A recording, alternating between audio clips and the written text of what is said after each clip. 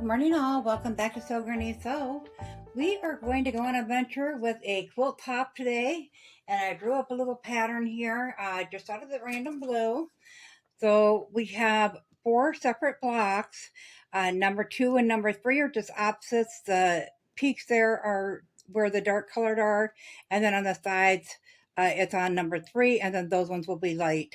So they're just opposite. If you're using a toss fabric, you just make the same block over and over. If you're not using a toss fabric, of course, you'll want to be aware of which way your fabric is facing on those peaks. And then once again, number 1 and number 4 are just opposite. So where it's dark on this one, it's light on that one, and where it's light on this one, dark on this one. So we are going to use Moda, and it's called Oak Grove Lane, and it's by Katie Schmitz. So I ordered not only the fat quarter bundle, but I ordered some extra ones as well. So as you can see, there's a few different ones in here. The first thing we're going to do is we need to separate our dark, medium, light. I'm not going to be using any of the medium in this. I may use it on the binding. So do just set it aside if you're using one of these fat quarter bundles. They're designed to make a 4 patch here. They will be 12 and a half before you sew them together. 12-inch squares. So you can see each square is made up of 4 across and 4 down. So we are going to use 4-inch blocks. Just going to put a dark and a light together, and every square on here is a half square triangle with dark and light. With each quarter, you're going to get at least 24-inch squares. So I'm going to go ahead and separate mine out.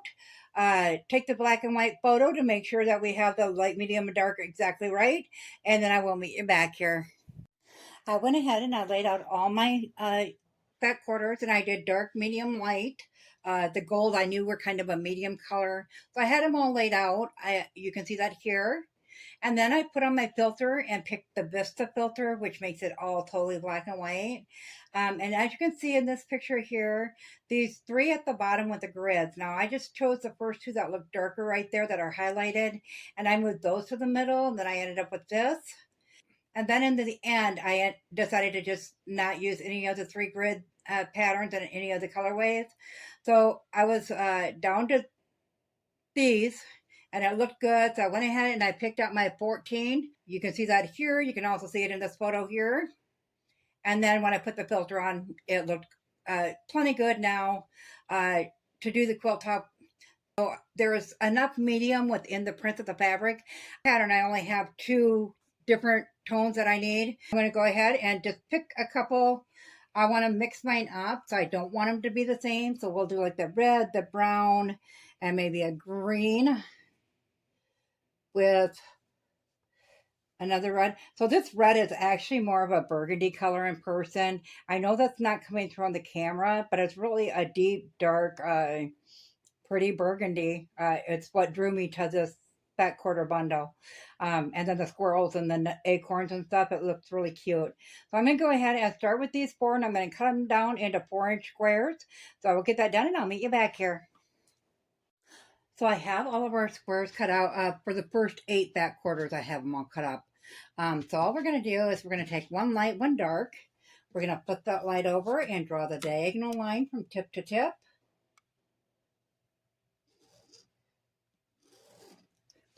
Now we're going to put that light one on top of the dark, right sides together. Line those up. And then we'll pin those into place. One along each side.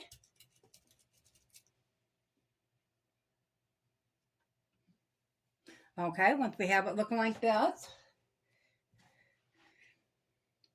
then we're going to go ahead and we are going to stitch a 1/4 inch off that side and a 1/4 inch off that side. So you'll just stitch a 1/4 inch and then a 1/4 inch back that way. You'll pull your pins, and it will look like this. I'll flip it over so you can see your line was drawn in the middle on the white side. And then you're just going to either use your rotary cutter, line that back up with that line, and trim that down. If you'd like, you can do it with the scissors. It doesn't matter. And then you'll have 2 of the same kind. You're going to press that towards the dark side. And go ahead and bring those to the ironing station. And you're going to iron those flat. So once you have them ironed flat, they're going to have these dog ears on here, and you do want to cut those off, trim them up, so then you're left with 2 squares like that. So for our pattern, we need all of our squares to be 3.5 inches. So on your ruler, you'll have that diagonal line. So line that up with your diagonal line on your square. And make sure that's at 3.5 inches. And we'll go ahead and trim that down.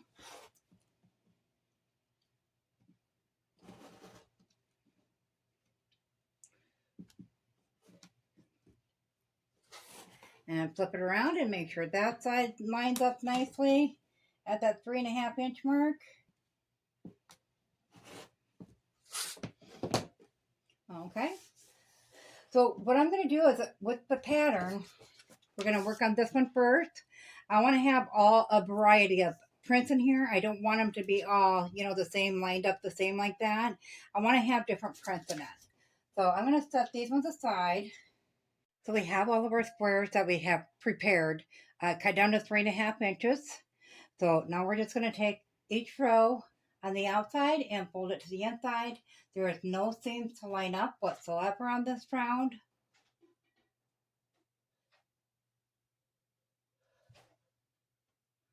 Then we'll go ahead and we'll put a pin into the side that we're going to sew, just as such. And then this row will be like this. Once we get them all pinned, we're going to bring it to the sewing machine. We're going to take a 1/4 inch seam all the way along there, iron that flat, and then we'll come back and we'll join the 2 pieces into the center. So I'm going to go ahead and get these all connected into 4 rows, and I'll meet you back here. We have our rows completed now, and when I went ahead and ironed those, I ironed this one this way, and all the way up the block like that. So now to put them together, we're just going to flip them over, and we're going to nest those seams.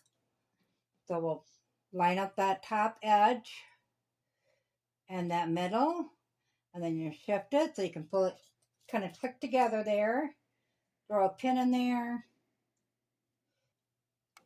And we'll do the same with the other 2 seams on here. Make sure that top edge is nice and lined up. I'm going to repeat the same thing with this one here.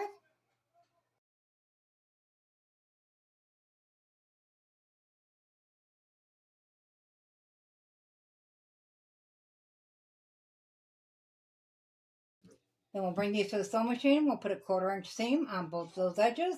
We'll come back and we'll join the 2 pieces together just as we're doing here. And get that all iron flat, and I'll meet you back here. We have our block all sewn together. On the back, when we connected them, I just went ahead and ironed these last 3 seams open. So we will need to trim our blocks down to 12.5. I'm not going to trim them down because I'm not sure how long this project will take to get all the blocks finished. But as you can see, we got just a tad over 12.5 all the way around. So we'll just take our rotary cutter and cut around that block. As I said, we'll need a total of 5 across and 6 down. So we'll need a total of 30 of these blocks. So this is block number 1. We do have 4 different blocks we'll be making. So be sure to join us back here for block number 2. As always, guys, if you found this video useful, go ahead and give it a big thumbs up. It really helps our channel grow. If you haven't subscribed yet, go ahead and hit that subscribe button because we'd love to have you here at Sew Granny Sew. Thanks all. Have a great day. Bye.